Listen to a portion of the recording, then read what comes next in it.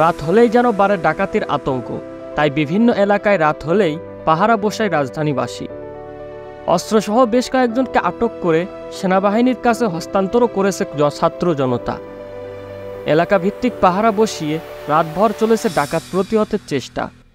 আতঙ্ক ছড়িয়ে পড়লে করা হয়েছে মাইকিংও। ডাকাতির খবর পেলেই এলাকাবাসী ফোন করছে সেনাবাহিনী ও বিজিবিকে। বৃহস্পতিবার দিবাগত রাত 12:30 থেকে রাজধানীর বাসাবো, নন্দীপাড়া, রামপুরা গোড়ান, বনশ্রী, শাঁখারীবাজার, কাঁঠালবাগান ও মিরপুর এলাকায় ডাকাত আতঙ্ক ছড়িয়ে পড়ে। এসব এলাকায় মসজিদে মাইকিং হয়েছে, সবাইকে সতর্ক করা হয়েছে। ডাকাত ঢুকেছে, আপনারা সবাই প্রতিহত করার চেষ্টা করুন।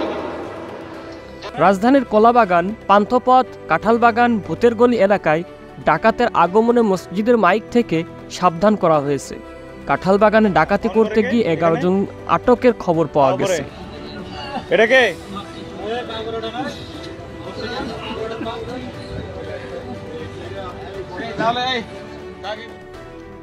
মিরপুরের মাজার রোড থেকে 3 জন এবং শনির আখড়া থেকে 1 জন ডাকাতকে আটক করেছে স্থানীয়রা।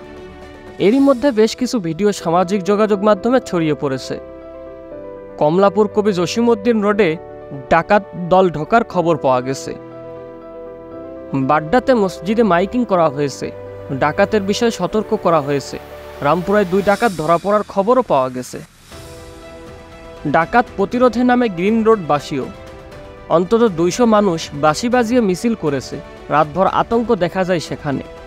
বাদজানি পুরান ঢাকায়ও শাঁখারীবাজার, তাঁতিবাজারে ডাকাতির খবর পাওয়া গেছে।